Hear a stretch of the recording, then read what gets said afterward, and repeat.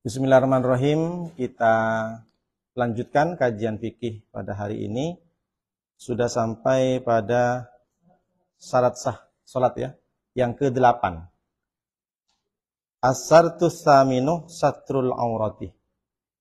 Syarat yang nomor 8, syarat sahnya salat.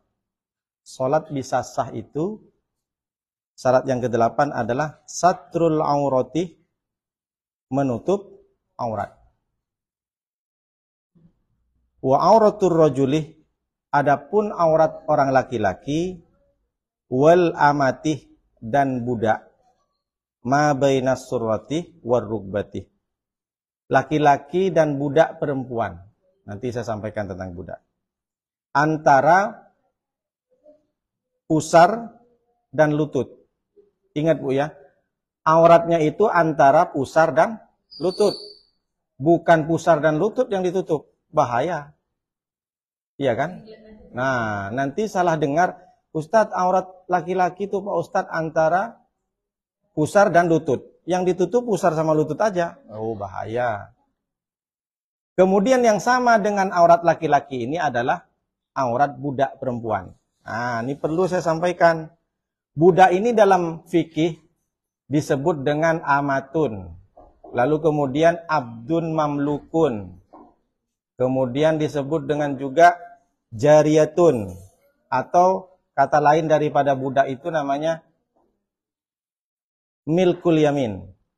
Jadi Bu, mohon maaf, ketika dalam kitab-kitab kuning, kitab-kitab yang lama, ini kan umurnya 600 tahun dari sekarang, masih disebut dengan budak perempuan, karena zaman dahulu itu ada namanya istilah perbudakan, terutama di Mekah. Orang-orang kafir Quraisy jahiliyah. Jangan disangka Islam kenapa masih menyebut dengan perbudakan, jangan dianggap, oh Islam ternyata masih menggunakan perbudakan. Justru datang Islam, perbudakan itu dihabiskan. Sampai sekarang, mungkin masih ada perbudakan itu. Ibu tahu negara Afrika, Nelson Mandela pernah jadi budak. Siapa yang majikan, yang memperbudakkan? Orang kulit putih. United Kingdom, British, kerajaan Inggris. Jadi dalam bahasa fikih itu ada istilah disebut dengan budak. Nah, budak ini kan kepemilikan. Zaman dahulu itu sama orang Mekah itu dianggap perempuan yang menjadi budak itu sebagaimana hewan peliharaan. Makanya dijual belikan. Makanya datang Nabi Muhammad itu dihapus semua. Semua budak-budak di zaman Nabi Muhammad merdeka semua. Jadi nama merdekanya, budak yang sudah merdeka namanya hurratun. Yang belum merdeka namanya amatun.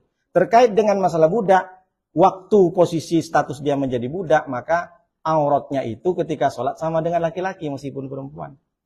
Jadi budak ini kalau dimiliki oleh majikannya boleh diapain meskipun tidak ada dalam status perkawinan. Karena dia sebagaimana macam hewan peliharaan. Coba, kejam apa enggak? Kejam kan? Nah, kenapa orang Islam itu masih berbicara masalah budak? Bukan berarti Islam itu, justru Islamlah yang memberikan kebebasan kepada orang, dihapus semua perbudakan. Meskipun bahasanya sekarang tidak ada perbudakan, berapa banyak ART, asisten rumah tangga ini, mendapat kekejaman. Betul kan? Jadi kalau ada orang Mekah, punya TKW dari Indonesia dan dia masih kejam, berarti masih ada otak-otak jahiliyah. Na'udzubillah min dzalik. Kita kan sudah tahu kan, berapa banyak TKW yang kerja di Mekah itu luar biasa diperlakukan semena-mena. Mudah-mudahan saudara-saudara kita selamat dimanapun dia kerja. Jadi aurat daripada laki-laki dan budak perempuan ini sama. Bainas surrati war rugbati, di antara lutut dan pusar. Sekali lagi saya sampaikan, bukan lutut dan pusar yang ditutup. Di antara. Nah, sementara pusar dan lutut itu bagian dari batas. Jadi bukan di bawah pusarnya atau di atas lututnya. Lutut pun wajib harus ditutupin. Karena dia bagian dari penyempurna syarat. Jadi kalau dibilang bainas surati wa rugbati, berarti lutut dan pusarnya itu dia wajib ditutupin. Bukan berarti, oh ini hanya batas Pak Ustadz. Berarti di bawah pusar, di atas lutut aja. Enggak. Itu bagian dari sesuatu yang wajib ditutupin. Kata usul fiqh. Makanya disebut dalam Al-Quran itu fatahriru raqabatin. Salah satu bentuk Islam membuktikan bahwa dihapus perbudakan itu, kata Al-Quran, fatahriru raqabatin. Orang yang melanggar sumpah, maka dia memerdekakan budak. Nah, memerdekakan budak itu zaman dahulu, kalau dikurs ke sekarang, sekitar 50-60 juta. 50-60 juta. Termasuk Sayyidina Bilal yang dibebaskan oleh Sayyidina Abu Bakar ketika disiksa, Bu. Sayyidina Bilal disiksa untuk mengakui bahwa Muhammad bukan utusan Allah. Waktu itu kan majikannya namanya Umayyah. Nah, termasuk salah satunya Sayyidina Bilal itu budak, orang hitam miskin dari Sudan. Tapi bagaimana Allah memuliakan Bilal melalui Rasulullah SAW. Rasulullah ketika Isra Mi'raj mendengar sandalnya, terompahnya Sayyidina Bilal. Luar biasa. Itu Rasulullah katakan di banyak sahabat. Kenapa? Biar orang tuh tahu. Meskipun Bilal miskin, meskipun Bilal itu pernah jadi budak. Kan saya sudah bilang kan, budak sebagaimana hewan peliharaan, boleh dimiliki, boleh digauli meskipun tidak nikah. Dia disiksa oleh Umayyah, dijemur sampai tenggorokannya ini mau terbakar. Bayangkan. Setelah dijemur, tak mempan dia, Sayyidina Bilal pernah direndam. Ditanam di tanah, tinggal kepalanya. Pasir yang panas. Kemudian sama anak-anak kecil itu dibuat mainan. Ditekek lah, dilempar kotoran. Tapi bagaimana iman Sayyidina Bilal? Kokoh. Itulah bukti bahwa Sayyidina Bilal menikmati bagaimana indahnya iman kepada Allah dan Rasulullah. Nah, kalau kita Pak diancam, dibikin status aja udah berubah kita. Iya Bu ya. Nah, awas kamu ya, kalau nggak nyoblos aku katanya, awas nanti. Beras raskin tak akan datang lagi ke rumahmu. Dia oh siapa jalan. Kantar lagi pilkada nih. Kalau Sayyidina Bilal tidak tokoh. Nah, maka memerdekakan budak itu, kalau orang melanggar sumpah, maka dendanya sebagaimana memberikan. Sekarang budak udah tak ada. Maka ketika kita melanggar sumpah, bersaksi palsu, dalam Al-Quran, fatahriru raqabatin. Dia hendaknya memberikan budak. Berarti dia harus bayar 50 juta. Makanya ibu hati-hati, kalau menjadi saksi bersumpah padahal ibu tahu, dibilang ibu tak tahu, bohong. Nah itu termasuk salah satunya melanggar sumpah.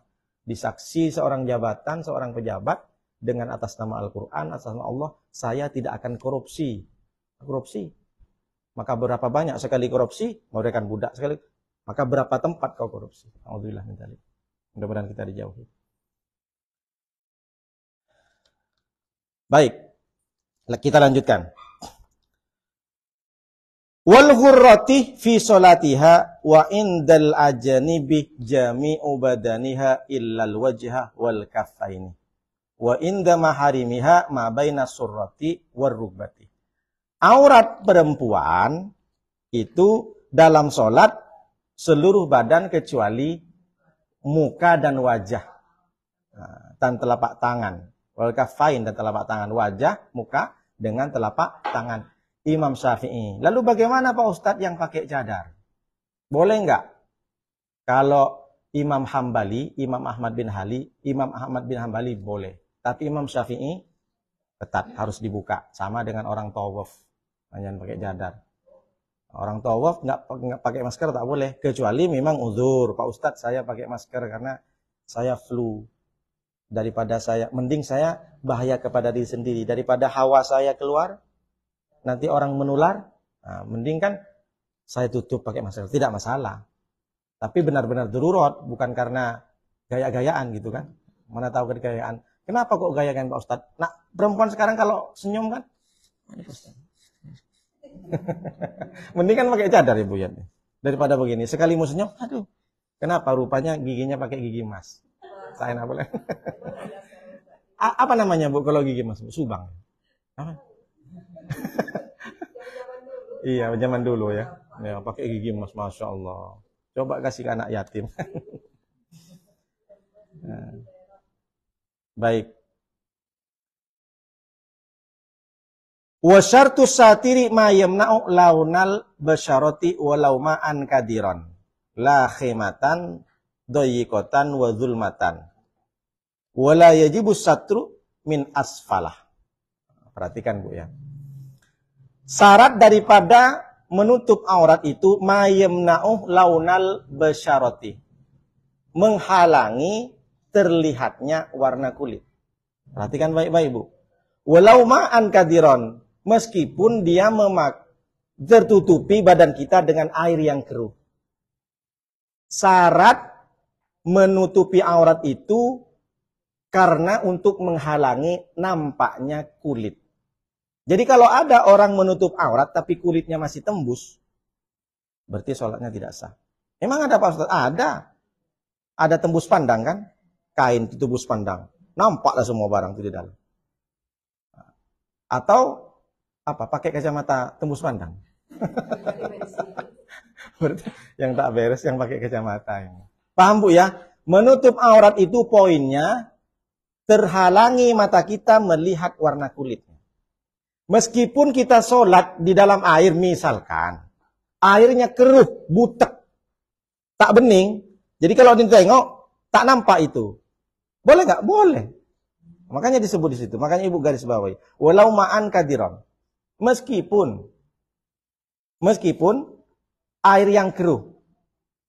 Karena puncak atau poin daripada sholat menutup aurat itu tidak terlihatlah.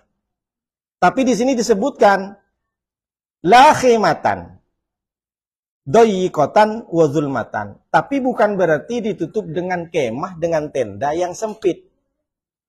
Nah, itu kan masih ada ruang itu kan. Nah, enggak. Ada kemah sempit Pak Ustadz, terhalangi. Atau gelap. Gelap gulita. Kan tak nampak Pak Ustadz gelap gulita. Berarti ibu tidak termasuk satir juga karena belum menutupi aurat. Kenapa? Kalau di senter nampak dia nanti sah. Nah, tapi kalau air yang keruh masih ibu di senter kan tak nampak. Dari saking buteknya misalkan. Nah, ini ilmu Bu. Bukan berarti ibu besok pas tiba-tiba ada air di mana yang butek aku sholat aja di situ. Kenapa? Untuk praktekan fikih Pak Ustaz. Enggak juga begitu seperti itu.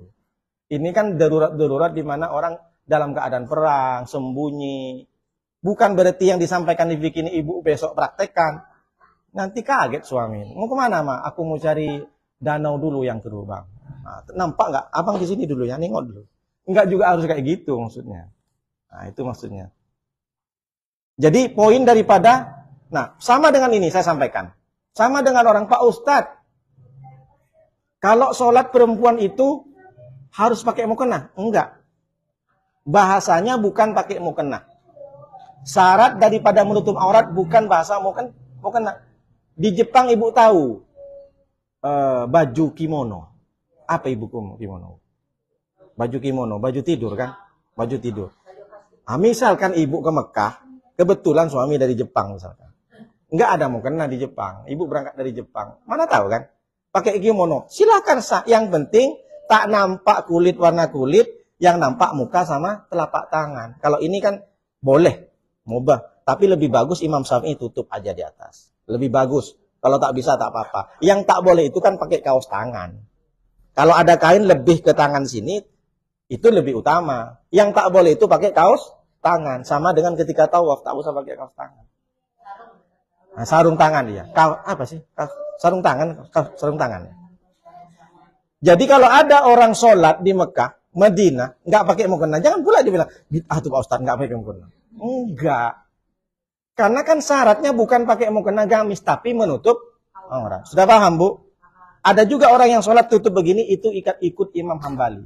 Makanya itu pentingnya ibu mengaji. Jangan menyalahkan orang. Dikit-dikit orang pula disalahin. Karena untuk kita mengaji untuk diri sendiri, bukan menilai orang. Setiap ibu mengaji di mana-mana, itu semua karena nasihat itu untuk diri sendiri.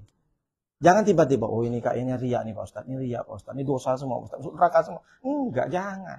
Untuk kita. Paham Bu ya? Makanya hati kita ini dijaga. Tak ada gunanya. Makanya apa makna yang bisa diambil Bu? Bahwa Islam itu meninggikan, menghargai budaya dari manusia. Jadi dimanapun ibu tinggal, mau di Jepang sholat perempuan pakai kimono, pakai baju tidur, pakai baju apa itu, macam-macam lah. Tapi yang penting menutup aurat sah. Cuma saya lihat Asia Tenggara, Indonesia, Malaysia, Singapura, Thailand bagian apa itu yang Pattaya itu, Patani. Itulah orang-orang Asia yang hebat. Kenapa? Sempurna pakai mukena. Bukan berarti orang yang lain tak bagus-bagus juga, tapi saya tengok memang luar biasa. Siapa yang menciptakan mukena ini? Ibu mesti searching di Google, saya tak tahu. Nah, tengok ibu di Mekah Madinah kan, Bu. Macam-macam orang. Iya, ada yang pakai celana gitu. Yang penting tertutup aurat. Kulit tidak nampak. Poin daripada menutup aurat, sholat kulitnya tidak nampak. Sudah sampai di sini paham? Nanti kalau ada pertanyaan di terakhir aja. Wala yajibu satru min asfalah. Tidak wajib menutup aurat dalam sholat dari bawah. Jadi misalkan, mohon maaf. Ibu tak pakai celana dalam misalkan. Pakai mukena. Mohon maaf. Saya sampaikan, ini kan ada kitabnya. Jangan pula, nah, Ustaz ini tak betul. Kan sudah bilang, ngaji fikih mah enggak gitu. Tidak wajib menutup dari bawah. Emang siapa yang mau nengok? Paling kalau mau nengok main-main anak kita sendiri kan. Kalau ada bapak-bapak yang nengok, berarti dia otaknya macam anak. Betul tahu. Sama dengan ibu sholat, ditutup di musholla, Allahu Akbar. Makanya muka itu, kenapa Imam Syafi'i bilang dibuka? Karena saya yakin kalau Indonesia pakai satir semua. Makanya di musholla, di masjid, ibu tegur. Kalau satirnya, penghalangnya itu lebih tinggi mukanya si perempuan. Kalau satirnya, penghalang ini, hijabnya ini, untuk makmum perempuan, dia lebih tinggi muka kita, maka sop yang paling bagus ibu paling belakang. Wa khairus sufufin nisa'i, maka di belakang. Paling bagusnya sop itu di belakang. Kenapa? Nah, kalau yang agak tua tidak masalah di depan kan. Sempat yang muda-muda tiba-tiba anak lajang. Hai. Allahu Akbar. Sok-sok gini, sok-sok megaya. Kenapa? Karena ditengok sang gadis di belakang. Sholatnya pun kalau sendirian, alhamdulillah, nengok enggak ya katanya. Misalkan. Tapi jangan gara-gara nih ibu terus nyari tangga yang paling belakang karena yang paling bagus di belakang. Enggak juga, kalau terhalang tinggi, maka paling depan juga. Cuma kalau satirnya ini agak mengkhawatirkan, terbuka-buka, maka yang paling bagus sok perempuan di belakang. Paham Bu ya? Bahaya apalagi anak gadis ibu, jangan di depan. Takut ada anak-anak lajang paling belakang, kan itu bahaya itu. Sebelum sholat mesti nengok dulu. Gini berarti anak lurah ya. Dari kemarin aku tak nampak anak lurahnya. Apalagi sholat tarawih itu kan banyak. Nah banyak kan Bu. Jadi paham Bu ya. Jadi ketika sholat itu bukan dari bawah. Nah, karena kalau nampak mukanya satir yang kecil itu, paling yang nengok-nengok siapa lah tengok sini anak-anak. Kalau sempat bapak-bapak, saya bilang tadi, kalau sempat bapak-bapak yang tengok, berarti dia otaknya macam anak-anak. Emang ada yang bapak-bapak masih nengok? Nggak ada kan? Udah paham Bu ya? Paham. Tidak wajib dari bawah. Jadi kalau ditanya, tak usah nanya, ibu-ibu sudah tahu jawabannya. Pak Ustadz, saya lupa pakai celana dalam. Tak masalah. Tapi hati-hati. Kenapa Bu? Iya, makanya saya ngomong gini takut dikira saya nih, Pak Ustadz ini kan ada. Tapi hati-hati, sekarang banyak kelabang masalahnya. Iya, maksudnya lebih bagus Ibu ya. Paham? Ya mana tahu, musola-musola kita banyak kelabang. Mending kelabang, kalau tikus curug cuman. Lanjut Bu. Baik, sampai di mana? Masya Allah, tabarakallah. Oke, baik. Wa yajuzu satru ba'dil aurati biyadihi fa in wajada ma yakfi sawataihi. Ta'ayyana lahuma aw ahaduhuma fayuqaddimu qablahu wa yazuru qamisahu aw yasuddu wasatahu. Boleh menutup sebagian aurat dengan tangannya jika tidak menemukan sesuatu yang mencukupinya. Ini maksudnya ibu sholat. Tiba-tiba ibu nengok mukenahnya yang nempel ke lutut lubang kena rokok. Kok bisa pula ini katanya? Suami ini ngerokok di mana? Misalkan suami kita ngerokok. Kan ada banyak bolong-bolong. Maka segera ibu tutupin. Tak masalah. Bukan berarti aduh batal ganti mukena. Enggak. Tutup aja. Atau dengan lipatan. Maka gerakan-gerakan itu masih dibolehkan. Jadi tutup. Bahkan disebutkan ini. Ada bacaannya. Coba ibu bacakan. Sawataihi. Mayat fi sawataihi. Fa'in wajada ma yakfi sawataihi ta'ayyana lahum. Apa sawataihi itu? Jika ia menemukan sesuatu yang mencukupi kedua auratnya. Mohon maaf. Aurat keduanya itu sawataihi maksudnya kubul dan dubur. Kubul itu bahasa kemaluan di depan, dubur belakang. Jadi bahasa fikihnya apa Bu? Kubul, dubur. Jadi kalau memang Ini kan dalam keadaan darurat sholat, terbuka nih kan misalkan. Maka yang paling wajib dulu ditutup bukan bagian lutut, bukan mainan, bagian itu saja dulu. Maka kan ini kan menyampaikan seperti ini zaman dahulu di sana kan padang pasir. Bukan seperti, kalau kita kan enggak lah seperti ini.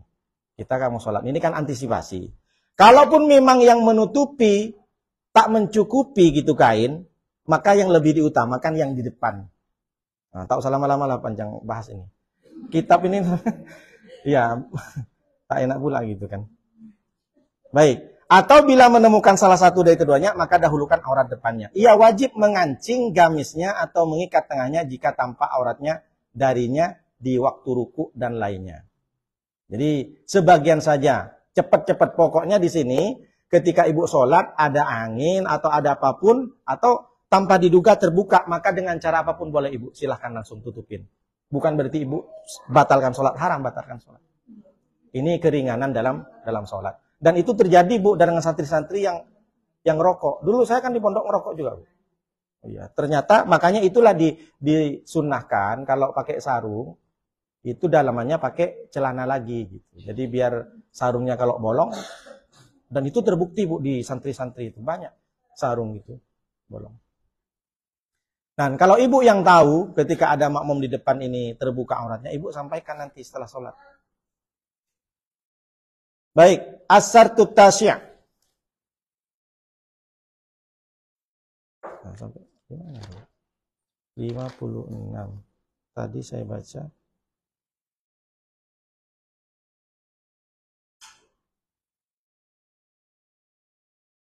Ini juga lupa saya sampaikan. Tak ada sorban ya. Bagaimana Pak Ustadz? Tadi kan sudah jelas. Wala yajibu tidak wajib menutupi min asfalah dari bawah.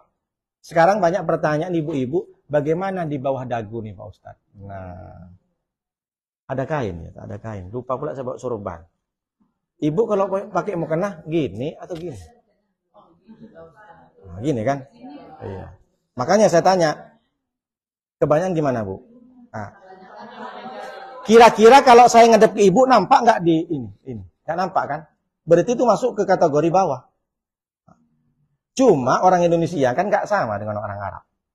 Dagu orang Arab kan yang panjang. Dagu kita, apalagi kita agak gemuk, ke bawah ini. Jadi kalau ini ke bawah nampak, maka itu tutupin. Tapi kalau ini cekung, orang kurus kan cekung. Kalau saya kan agak gemuk ini kan. Apalagi kena mandel. Ada kena mandel sini. Dulu saya di pondok kena mandel. Makanya batas muka itu dari mana, Bu?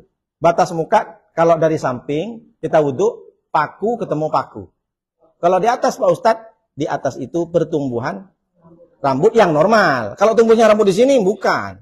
Ada pula yang tumbuh rambutnya di sini. Jadi pakai mukena begini. Kenapa? Ini tumbuh rambut di sini Pak Ustadz. Betul. Ibu yang normal lah Bu. Dulu waktu bayi di mana lah tumbuh rambut kan di sini kan. Iya. Mana tahu ibu-ibu ada yang tumbuh rambut sampai di itu bukan tumbuh rambut, botak dia udah. Jangan pula pakai mukena begini, tak salah. Maka batas muka itu dari pertumbuhan rambut, dari pertumbuhan rambut sampai dagu. Bukan ini bukan nggak termasuk, makanya ibu mukena tutup ininya. Kecuali memang ininya sudah turun ke bawah. Makanya saya bilang hati-hati orang Indonesia karena dagunya pendek. Kalau orang Arab kan lancip guys. Nah, gini. Hidungnya pun begini guys. Kita doakan semua. Saya belum kasih tahu ya. Nanti kita ini pertemuan 3 kali. Saya mau berangkat umrah lagi, Bu. Tanggal 23 saya berangkat. Iya. Jadi pengajian kita ini 3 kali saja. Habis itu saya berangkat 2 minggu di sana puasa. Maka libur puasa. Jadi libur, Bu. Saya malamnya banyak kajian. Capek pula nanti. Sekolah pun masuk sampai setengah hari aja. Hujan-hujan masalah di sekolah. Saya doakan nanti, saya bikin video doakan untuk kajian fikih, mudah-mudahan sampai semua. Ibu sudah saya ajak-ajak dari kemarin tak berangkat, masa saya berangkat lagi? Saya pengen bareng-bareng sama ibu-ibu yang kajian fikih. Saya doakan di sana, mudah-mudahan bisa daftar semuanya sampai ke Mekah Madinah. Jadi kalau hari ini sekali, berarti tinggal 2 kali lagi, baru libur, ibu banyak. Kalau hari Selasa biasa kajian, ibu banyak zikir saja di rumah. Setelah itu puasa sebulan, baru setelah Syawal kita pulang. Tapi kemungkinan besar setelah Syawal saya berangkat lagi. Yang ini 185 orang umroh akbar. Mudah-mudahan semuanya Bu ya. Iya, tetap. Luar biasa Andalus. Beliau menghargai, memuliakan para guru. Saya baru datang ke sana ngantar paspor. Baik, kita syarat yang ke-9 menghadap kiblat. Boleh dibaca Buyat, udah lama tak baca Buyat. Buyat. Baca Buyat. Halaman 113. Ya, baik Bu. Artinya kan? Ya, tak apa-apa langsung artinya. Syarat ke-9 menghadap kiblat kecuali ketika sholat dalam ketakutan yang sangat. Begitu pula dalam sholat sunnah ketika melakukan perjalanan yang mubah. Jika berada di tempat tidur seperti pelangkin atau di dalam kapal, maka ia wajib menyempurnakan ruku dan sujudnya dan menghadap kiblat. Jika tidak berada di tempat tidur dan tidak berada di dalam kapal, tetapi menaiki kendaraan, maka dia menghadap kiblat ketika mengucapkan takbiratul ihram saja. Jika kedengarannya mudah, kendaraannya mudah dikendalikan dan jalannya adalah kiblatnya dalam sholatnya yang tersesat. Pengendara memberi isyarat untuk rukuk dan sujud, dan sujudnya lebih banyak daripada rukuknya. Apabila ia berjalan kaki, maka ia wajib menghadap kiblat ketika mengucapkan takbiratul ihram dalam rukuk dan sujud serta duduk di antara dua sujud. Baik, perhatikan. Ini syarat menghadap kiblat.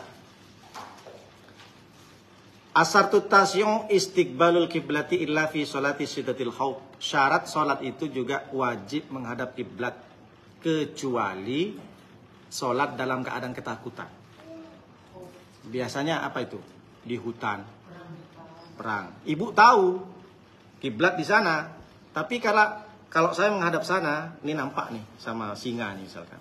Nah, tak usah jelaskan lah, ibu paham semuanya. Bagaimana sholat dalam keadaan ketakutan? Umpamanya misalkan ibu ada serangan dari Israel misalkan. Tapi itu kan terjadi sekarang kan.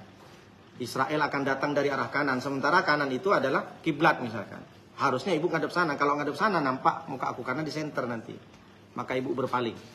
Maka boleh tak usah digugurkan menghadap kiblat. Nah, ini hebatnya kalau ibu sudah. Makanya ibu garis bawahi catat. Fa in kana fi marqadin aw fi safinatin atammah ruku'ahu wa sujudahu wastaqbalah. Kalau kita berada dalam tempat tidur yang ada dalam perahu, bukan tempat tidur biasa, maka kita menyempurnakan ruku dan sujud dan menghadap kiblat sebisa mungkin. Karena nanti saya sampaikan kriteria, karena dulu tidak ada pesawat kan. Nah sekarang banyak orang bertanya bagaimana Pak Ustadz sholat di pesawat. Nanti saya bacakan dulu, baru ibu catat. Karena ada 3 madhab bagaimana caranya kita sholat dalam pesawat. Baik ada air, tak ada air, ada debu, atau tak ada debu sama sekali. Nah, itu apa namanya Pak Ustaz nanti?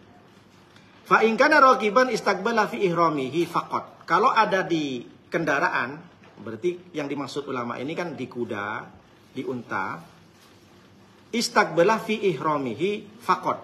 Maka yang wajib ketika takbirnya saja.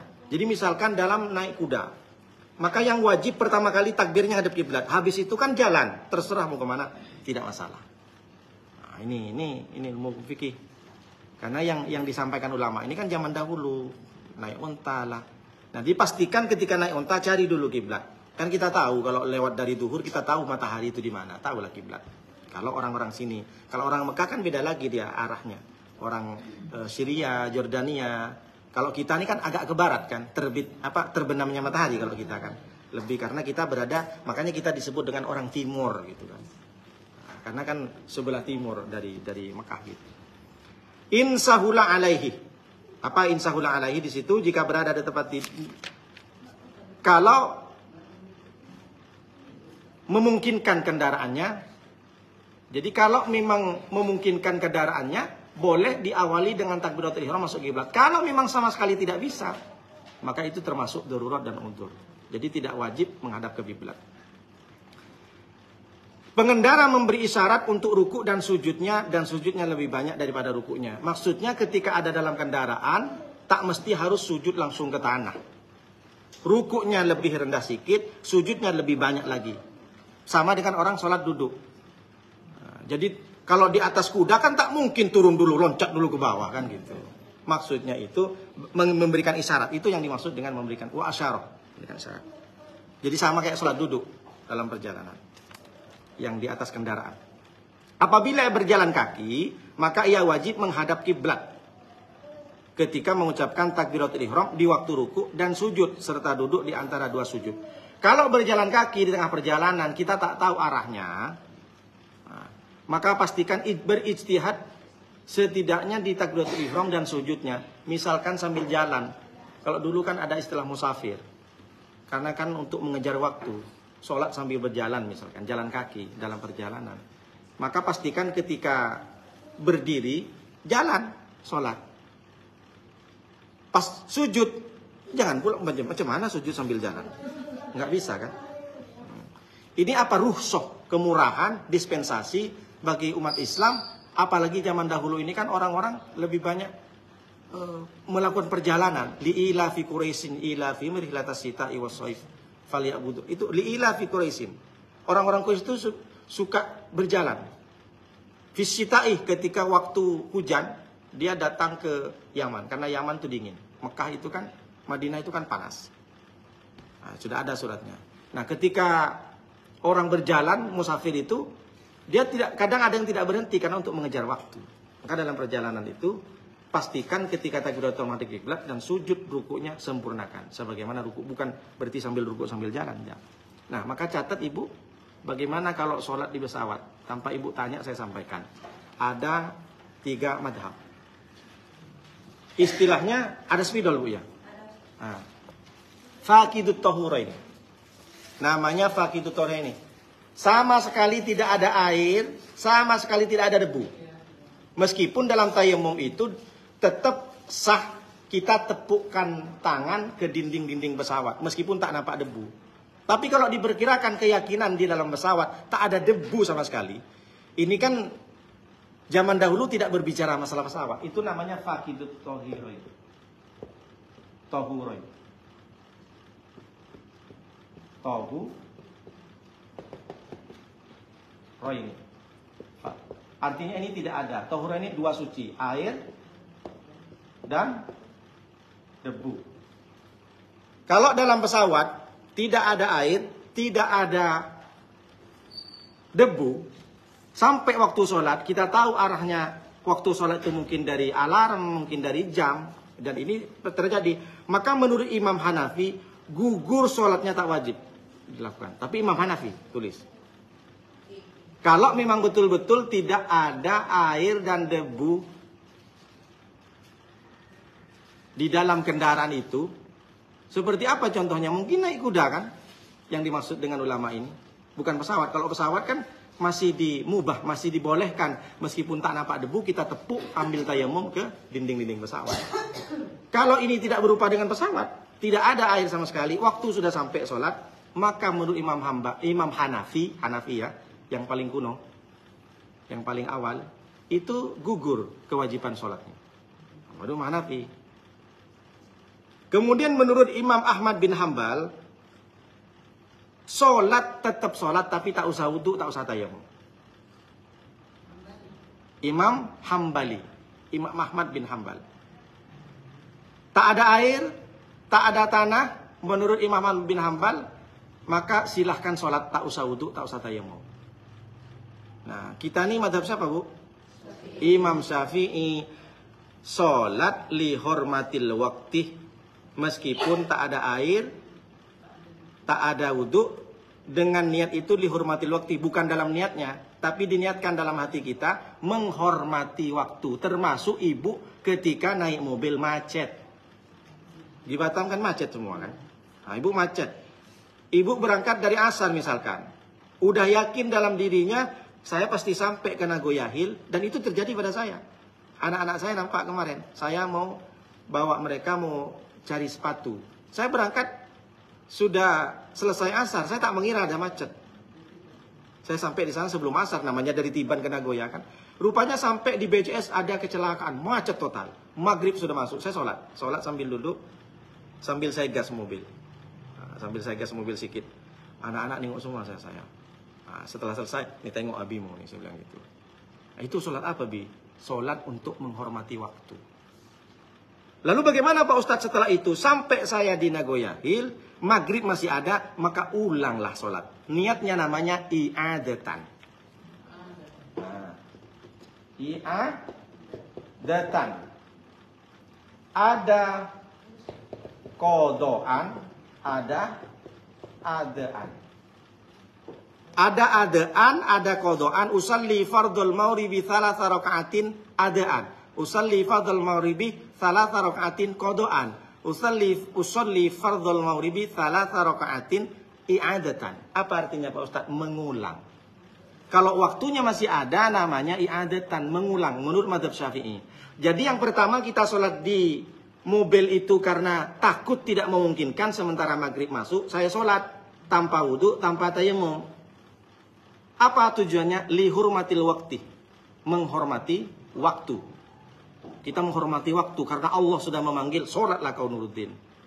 Jangan kau entengkan sholat ini, jangan kau lalaikan. Maka sholat tanpa wudhu, tanpa tayammum, karena tak memungkinkan. Tapi ketika sudah sampai ke tujuan tempat dan maghrib masih ada waktunya, maka kita sholat namanya i'adatan. Kalau sudah keluar waktu isya, maka sholat maghrib lagi tapi kodoan. Sudah paham Bu? Nah, catat Bu ya. Itu tak ada di buku Ibu yang terjemahan, ada di sini. Nah, ini hebatnya kalau ilmu kan. Mungkin Ibu baru tahu ada i'adatan. Ya Bu Hajah Yatri. Nah. Yang untuk menghormati waktu udah sering lakukan. Ya, bagus. Tapi cuma niatnya itu yang kalau masih ada waktunya maghrib itu kita sholat namanya i'adatan, mengulang. Ya, kalau tadi baru Kodoan. Kalau sudah keluar dari maghrib, isya rupanya, maka kodoan. Apa maknanya Bu? Jangan tinggalkan sholat. Awwalu ma yuhasabu bil abdu yaumil qiyamah as-shalah. Pertama yang ditanya oleh Allah di hari kiamat sholat. Kita terlupa nitik ini Ustaz. Ini kan 3 tata cara kita sholat di kendaraan Ustaz. Yang pertama kan menurut Imam Hanafi, kita nggak jumpa air, nggak jumpa debu, kita gugur.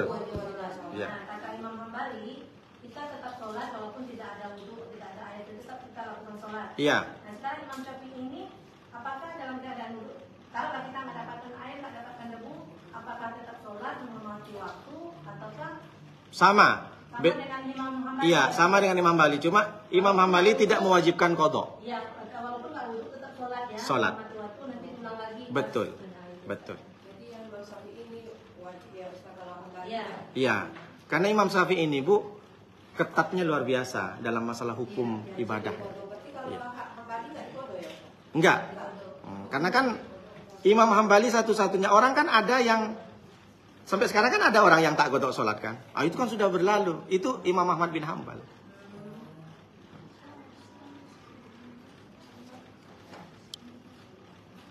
Karena kita pakai Imam Syafi'i, kita ikuti. Baik. Yang penting Ibu kita dalam sholat tidak boleh campur adukan madhab. Tahiyatnya pakai Imam Syafi'i. Kemudian pas subuh tak qunut. Wah, ini namanya sholatnya sah, tapi kita itu tidak beretika namanya. Paham Bu ya? Ini penting. Masya Allah, tabarakallah. Wa man shalla fil ka'bati wastaqbala min bina'iha syakhisan thabitan qadra thulutsai dira'in sahhat salatuhu. Barang siapa sholat di Ka'bah dan menghadap bangunannya yang berdiri tegak setinggi 2/3 hasta, maka sah sholatnya. Ini bisa dibaca sendiri sebenarnya. Barang siapa mampu menyaksikannya, ia tidak boleh bertaklid kepada orang lain. Jika tidak mampu, ia boleh berpegang pada perkataan seorang yang dapat dipercaya dan memberitahu berdasarkan pengetahuannya. Kalau kita tak nampak, misalkan di Mekah ini, kemana arahnya, maka niru sama orang. Atau enggak, setidaknya tanya ke orang yang bisa dipercaya, bukan yang bohong-bohongan. Maka kita gitu kalau tak sempat ke Ka'bah itu kan, kita sholat di hotel-hotel itu kan. Nah, tapi kan sekarang sudah canggih semua. Kompas ada, kiblat di mana itu kan ada aplikasinya. Apalagi kalau di hotel tetap kan ditulis kiblat. Jika tidak menemukan orang yang dapat dipercaya, ia berijtihad dengan dalil-dalil. Jika ia tidak mampu karena buta atau buta mata hatinya, ia bertaklid kepada seseorang yang dapat dipercaya dan arif. Kalau memang tak ada orang yang ngasih tahu, kemudian tak ada yang bisa memberikan isyarat, maka pakai keyakinan kita sendiri. Dengan cara apa? Terserah, ijtihad ibu. Ibu lebih yakin di mana? Misalkan di satu tempat yang tidak ada orang tahu di mana kiblat. Mohon maaf. Di kota atau kota-kota besar atau negara besar yang memang non muslim semua. Mana mereka mau ngasih tahu kiblat? Kita pendatang misalkan, di mana di sini Bu ya? Yang negaranya tidak ada Islam sama sekali. Ibu lah tahu sendiri, saya belum nyampe juga ke sana. Jadi kalau memang tak ada sama sekali, ibu ijtihad sendiri. Caranya banyak, mana matahari. Kan sudah saya sampaikan kan, kalau duhur itu tancapkanlah di halaman rumah kita, tengok condong kemana, ke barat atau ke timur. Matahari kemana. Dan kalau memang tak ada dalil-dalil apapun, keyakinan ibu, kayaknya kiblat di sini, terserah. Tidak menggugurkan kita itu untuk tidak sholat. Ini dari saking pentingnya sholat, Bu. Karena kalau tidak sholat, Bu, man taraka sholah muta'ammidan faqad kafara jiharan. Siapa yang tidak sholat karena sengaja ingin meninggalkan saja, maka sesungguhnya dia kafir secara nyata. Kafir bukan berarti keluar dari Islam, Bu. Kafir itu diambil dari kata kafaroh yakfuru. Atau bahasa Inggrisnya cover. Cover itu apa? Ditutup oleh Allah keberkahan. Tapi Pak Ustadz, kawan tuh Pak Ustadz tak pernah sholat kaya terus. Itu istidraj. Tapi kembali lagi, jangan nilai orang lain. Nilai diri kita sendiri. Maka mudah-mudahan suami ibu, anak ibu, saudara ibu semuanya sholat. Karena tidak ada gunanya. Kalau orang tak sholat, Bu, di dunia tak ada berkah, di akhirat apalagi. Ada satu ulama mengatakan, orang yang sengaja tak sholat sampai mati dia tak pernah sholat, diseret nanti. Dari mulai padang mahsyar itu, dia diseret, kepalanya itu dibenturkan ke tanah, ke beling-beling. Itu belum sampai ke nerakanya masih. Maka jangan tinggalkan sholat, biar dapat berkah. Apalagi kan sudah jelas kan, orang sedih saja suruh sholat sama Allah. Wasta'inu bisobri was sholat. Tapi ingat bagaimana kalau Pak Ustadz kalau berjemaah ke masjid? Kan ada syarat, perempuan itu tak wajib. Win-win solution. Win-win solution gimana Pak Ustadz? Ke masjid asalkan ikut norma-normanya. Contoh seperti apa Pak Ustadz? Ke masjid jangan pakai perhiasan banyak. Apalagi pakai gelang kaki. Bunyi nanti. Pas Ustadznya, Ustadznya, imamnya, Allahu Akbar. Bunyi kerincing. Misalkan ibu kan. Imamnya baca. Wala ana abidu ma'abattum wala antum ma'abidun ma'abdul wala antum ma'abidun ma'abdul antum ma'abidun. Tak sampai lakum dinukum waliyadin. Kenapa? Dengerin bunyi kerincing. Mengganggu bunyi kerincing. Atau pakai ibu parfum terlalu banyak. Nanti tak sujud-sujud, anak lajang paling belakang. Nampaknya baunya sedap gitu kan. Terus kemudian kalau ibu mau ke masjid, jangan sampai berbicara selain berzikir kepada Allah. Dan pula bicara arisan, beda kalau gajian. Orang pas mau sholat, arisan di mana dikocok? Bacakan ayat kursi aja, Bu. Jangan ngomongin yang selain berzikir kepada Allah. Silahkan ibu berjemaah. Kalau zaman dahulu tidak boleh sama Rasulullah karena bahaya. Sekarang kan tak ada bahaya. Kalau tak bahaya, ajaklah anak kita, ajak suami. Ayo ke masjid, kalau memang sempat ada masjid. Kalau tak ada masjid, tak apa-apa. Jadi perempuan ini tak wajib. Tapi kalau ada laki-laki sempat dan mampu dia ke masjid, tak ke masjid, berarti dia suami solehah namanya. Suami apa Bu? Solehah. Kompak pula ibu jawab.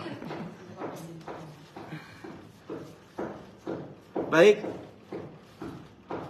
Ia wajib, jika tidak menemukan, dia wajib mengqadha dan beristihad untuk setiap farduhnya. Jika ia meyakini kesalahan dalam sholatnya atau sesudahnya, maka ia ulangi lagi sholatnya. Kalau ibu ketika sholat menghormati waktu, kemudian setelah selesai ibu merasakan, oh ternyata tadi ada sholat yang salah misalkan, maka ibu harus qadha. Tapi kan di sini kan menurut Imam bin Ahmad bin Hambal kan tak usah qadha. Misalkan ikut madhab Imam Ahmad bin Hambal. Tapi kalau yakin, oh tadi aku yang sholat menghormati waktu itu ada yang salah, maka tetap wajib qadha. Itu maksudnya. Jika ia meyakini kesalahan. Apabila ijtihadnya berubah, ia kerjakan ijtihad yang kedua tentang penentuan arah kiblat dan tidak perlu mengqadha untuk sholatnya yang pertama. Kalau setelah kedua dia menghadap kiblatnya itu ragu, Kemudian yang kedua, ternyata aku salah tadi ini. Sholat aku menghadap kiblat, ternyata setelah aku keluar dari mobil atau keluar dari tempat ini, setelah dapat aku tempat ternyata kiblat salah. Dan ibu mau menyempurnakan, itu namanya tetap dibilang dengan kodok juga.